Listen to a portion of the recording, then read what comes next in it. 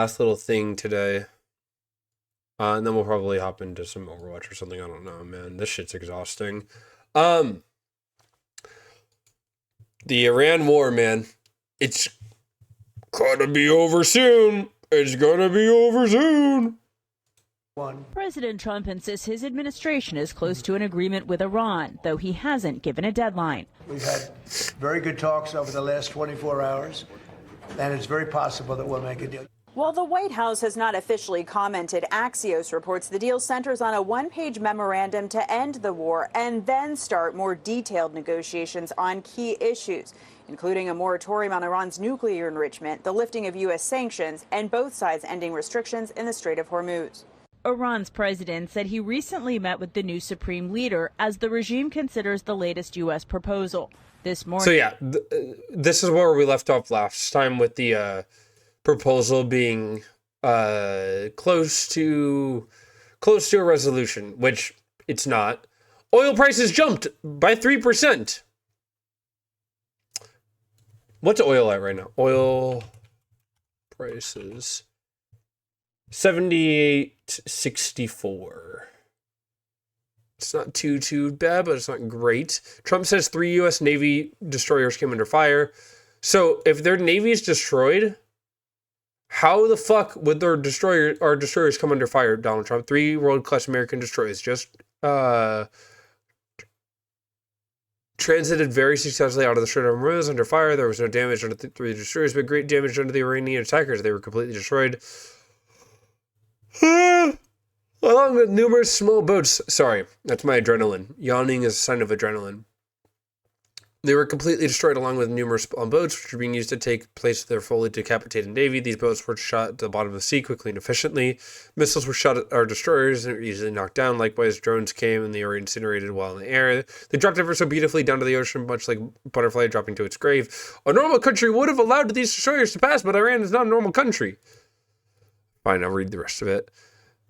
They are led by lunatics, and if they had the chance to use nuclear weapons, they would, without question, but they'll never have the opportunity. Just like we knocked them out again today, we'll knock them out a lot harder and a lot more violently in the future, and they don't get their deals signed fast. Our 3 destroyers, with their wonderful crews, will now rejoin our naval blockade, which is truly a wall of steel. Yeah, sure, pal. U.S. fighter jet firing at an Iranian oil tanker as it enforces the Strait of Hormuz blockade. Madeline Rivera joins us live with all the details. Maddie. Good morning, Todd and Carly. CENTCOM says it saw the tanker heading to an Iranian port in the Gulf of Oman Wednesday. They say American forces issued multiple warnings and informed the Iranian-flagged vessel it was in violation of the U.S. blockade. After the crew failed to comply with repeated warnings, U.S. forces disabled the tanker's rudder. So the ship has been stopped. The U.S. military says the incident shows the U.S. blockade on Iranian ships remains in full effect, even as U.S. and Iranian officials continue to work to strike a deal. The president tells our Brett Bayer he is cautiously optimistic. Some of the key questions, though, include how to get the highly enriched uranium out of Iran and making sure that... The goalpost moving, man. I knew this shit was going to happen. Like I fucking said, the goalpost is just going to keep moving. From nuclear to they can't hold power to removing the uranium. Like, holy shit, man. Is completely open. We're in good shape.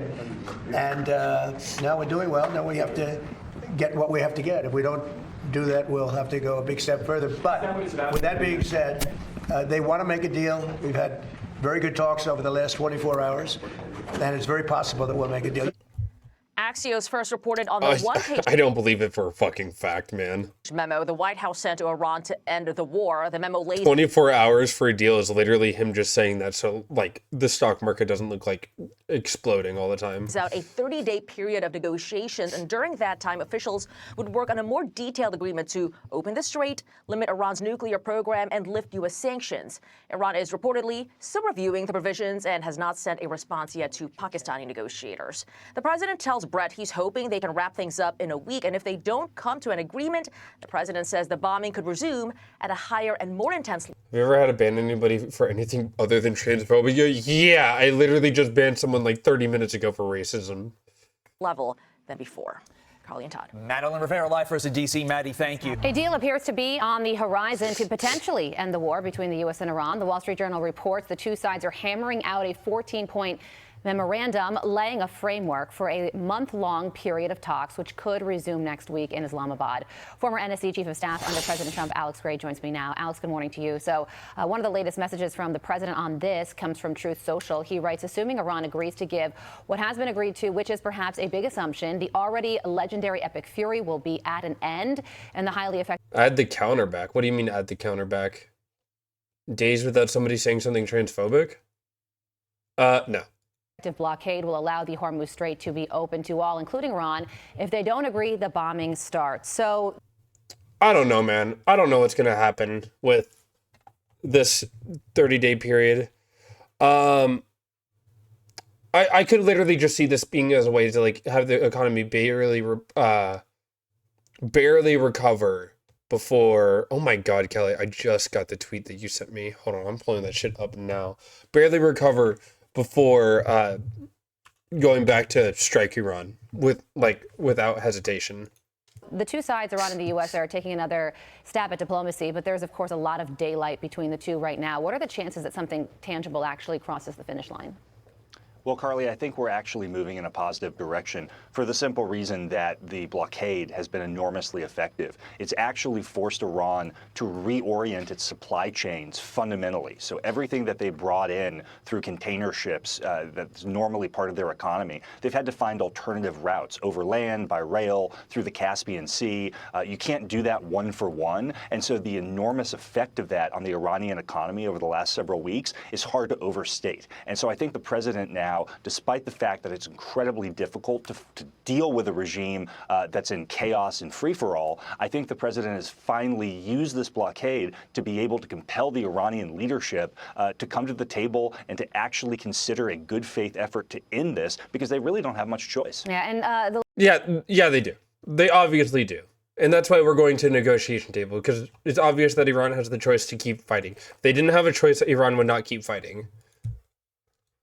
And then Project Freedom could resume Wall very Street Journal, soonly. which suggests that Saudi Arabia and Kuwait are I laying think the we won. groundwork for President Trump to restart Project Freedom, the operation to guide ships through the Strait of Hormuz, which was rather abruptly halted yesterday, I believe. Project Freedom is just Project Epic Fury, but rebranded. Keep track because everything's moving very quickly here. Joining me now, retired U.S. Navy Commander Tom Sauer, former explosive ordnance disposal officer with almost 2 decades of experience. Thank you very much, Lieutenant Commander. It's great to have you with us today. Thanks for having me, Martha. So it's interesting because it seems that, according to the Institute for the Study of War, they're talking about the various ways that Iran is trying to essentially establish what they have called the new maritime order, which puts them in charge of the Strait, which is obviously an international waterway. So President Trump has been trying to get into the water, create these free shipping lanes, allow the movement, and block them from being able to claim that kind of governance over the Strait. In the ISW, they say Iran's principal positive strategic objective at this time is to secure recognition of its sovereignty over the Strait of Hormuz, which would fundamentally remake Releases in Thanksgiving. regional and global Why? maritime norms in a manner extremely detrimental to U.S. interests. So you see this back and forth, and this story today about the Saudis maybe being involved in hitting a pause button here because of overflight rights. What's your take on all of this, Tom? Politics? I think right off the bat, You should call your family Iran members controlling out the for Strait bad of Hormuz politics is an during absolute Thanksgiving. non-starter. Imagine if Spain or Morocco were to take control of, the Strait of Gibraltar, right? I mean, it's absolutely a non-starter. That's not. Wait, what? Don't they? Do they not? Do they not just don't they? What? Who has control over the Strait of Gibraltar? Don't you dare say fucking Winston Overwatch. Yeah, it's jointly controlled by Spain and Morocco. What do you mean? Not going to happen at all. And I know the Where white countries control international waters, the vibe I'm getting from this. That's true. President Trump won't allow it to happen, and neither really will the GCC or anyone else. Right now with Project Freedom, it's nobody said it was an easy thing to do, but we've already cleared at least one safe path through from mines at least. And then I think if I had to guess what were to happen is we're going to resume Project Freedom now that we have cooperation with the Saudis, is we're going to end up seeing transiting shipping go through there. And then if the Iranians decide to strike again, well, I think they're going to probably end up regretting it, and what little left they have of their naval capabilities are going to be gone. I think, look, President Trump wants to get a deal. He's sensitive towards polling and gas prices. I get it. That may makes a lot of sense. But what is far, far more important here isn't just the Strait of Hormuz. What's really important to President Trump and frankly to the world is Iran not having a nuclear capability. Jesus, man. Oh! Nuclear capabilities, man. Nuclear capabilities. Meanwhile, shit like this is happening. Fucking gas prices raised 50% since the start of the war. Now's Ariel Hickson, who is in Woodbridge, Virginia. Henrietta Trey's Virginia. and director of economic policy at Veda Partners. Sam Stein is back with us. Henrietta, the average credit card debt in the U.S. is at an historic high. According to the most recent data from the Fed, at the end of 2025, it was $1.28 trillion. Oh! 1.28 trillion of credit card debt? If you stacked that amount in dollar bills, it would reach over 80,000 miles into space. Oh my God! The way to the moon. So when Kevin Hassett suggests that credit card spending is a sign of a strong economy... Dude, she is mocking us right here. And I love her top. Is that a thing? That is not a thing. I think that, like every American, you rely on a credit card when you run out of savings. So the corollary here is that savings rates are actually at 3-year lows. And that's because voters and consumers have effectively run out of money. And what's really telling is that for the first time since the war started, we're just now starting to get earnings reports from major restaurants around the country. And they're showing in real time that by the end of the month, when people haven't been paid in 25, 26 days, they run out of money and they stay home and restaurant sales fall off a cliff. And that's when somebody would rely on a credit card instead of using the cash in their bank. And that's why savings rates are so low right now. So, Sam, what is At this point, we just need to rip down the fucking system. This is insane. Over the economy, because so much of what they try to claim is disproved by common sense. I don't think it's a disconnect. I think they're just trying to put a shine on something that doesn't deserve it. With gas prices up, with consumer sentiment historically down, with credit card debt high, there's not much to work with. I mean, there's a few things here or there. Better than expected job numbers sporadically, but not really. If you look at the jobs data, much of the hiring is in the healthcare sector. If you look at the stock market, which they do tout regularly, a lot of that's due to the big 7 tech companies. Can you get banned on Twitch for showing politics in the news? No. To sell to the American public to say that the president's prescription is working, when in reality the data is very clear that we are not in a great place economically, and frankly, don't subscribe to MS now. We're talking about gas prices at high levels right now. We're not even in the peak travel season. Memorial Day's coming up, summer travel's coming up, and the inflation that is transitory hasn't gone fully through yet. So all the stuff that is related to fuel costs, we're going to end up seeing spike in costs for those goods as well. So it's just going to be a really rough slog for the administration. That's why you have people like Kevin Hassett saying, "Look, we're spending so much money on our credit cards." Asmongold Gold got banned? We'll take a look at that in a second. Top economists say high credit card debt is good because it lines our pockets. True. Yeah, and Ariel, today, AAA's national average for gas hit another new national high, $4.56. I know you've been talking to Americans all morning who are making some tough choices. What are you hearing? It's literally like feeding your children or getting gas. Well, commuters are telling me that they are really trying to find more and more creative ways to get to work. I don't know, Dan. Let me focus on this. Ride-sharing apps as well as public transportation. The app Scoop tells me they've seen a 40% increase in demand over the past few months. And here in D.C., many commuters are relying on slugging. Now, that might be a phrase you've never heard of before. It's common in the D.C. area. It basically works out like this. A driver will come to a lot like the one that I'm standing on and pick up some commuters, and they'll all head into the same destination together in D.C. so that they can offset some of those costs. And some of the commuters I've spoken to earlier today tell me that those slugging lines are getting longer and longer as those gas prices are going up. Take a listen. This is a lot more convenient since I can just drive to this lot. It's about 15 from my house, and then I can just go straight to D.C. To fill a tank, it's like $75. Crazy. Can't do it. So for me, I just do this route. It makes a lot more sense for me. Do you think that you're going to really focus on carpooling for the near future? Yeah, absolutely. And the way I'm preparing, I'm just getting my money up. That's all you can really do in this life. Get your money up. If he said before you get your funny up, I would have fucking laughed, dude. The way you were saying that, I thought he was going to say before you get your funny up. Saving money every way that they can. And I think it's important to note that although there are hopes that those gas prices are going to come down, many of these commuters can't really prepare for that in the future. So they are just trying to find more and more cost-effective ways to get to work on time, especially as there is that push for federal workers to show up in the office. And gas prices are, once again, very high, Chris. Yeah, so Sam, MS Now's Capitol Hill producer Jack Fitzpatrick chased down Republican lawmakers who just a few years ago were quick to say that gas prices were horrible under President Biden, but then contrasted that to now when, by the way, prices are much higher. Here it is.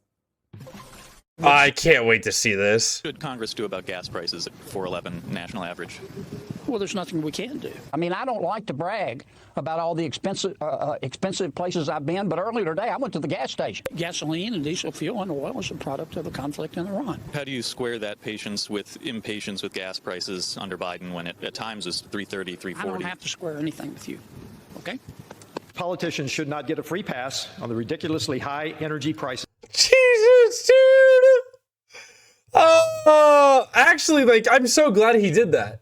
That was actually, like, very confrontational, and I really liked that. Is under the Biden administration. Do you think that And the fact that he walked away is very telling. I'm actually really glad he did that. the war should stop because of this? How patient can you be? Energy prices.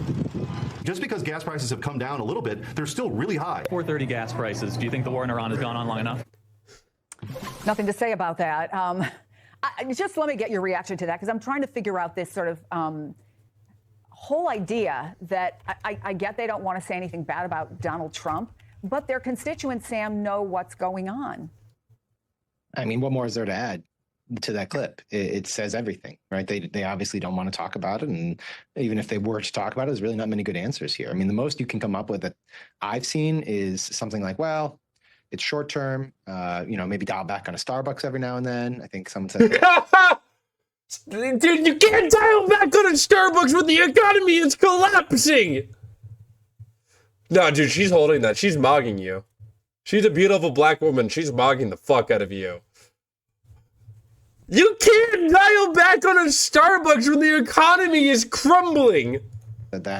or it's worth the price of a non-nuclear Iran. He doesn't believe this. This guy doesn't believe this. He's calling it ridiculous right now. And maybe that is acceptable talking point for a couple weeks, but we're in week 10 of this war. And as everyone knows, gas prices go up very fast. They come down very slow. And experts predict that it could be a year before we're back to the sort of capacity that we had when the Strait of Hormuz was completely open. So there's not many good answers here. And that's why you see people being evasive or confrontational or oddly defensive, like Senator Kennedy was in that clip. Oh, God, man. It's beyond cooked at this point, right? Like, there's literally nothing to do. Oh, I don't know, man. I don't even know what to say at this point, because it's like, the economy is so fucking beyond cooked that we know in Gen Z, like, there's nothing for us. We have one of my coworkers who's, 10 years older than me, he was talking that, like, it felt like a rug pull for him growing up and realizing the economy was fucked because, like, he graduated, he was, like, 12 years older than me or whatever. He graduated in, like, 2009 from high school, or maybe it was college. But he graduated at that time. No, it was college. And it's just like, oh, there's no jobs because of the recession. But he realizes, like, he was talking to me, he's like, but Gen Z and, like, Gen Alpha, you guys literally are looking at, like, the world falling apart and have nothing to look forward to. And I'm like, yeah, it kind of sucks, man. It kind of sucks. But I always have to have some sort of hope, yeah, man.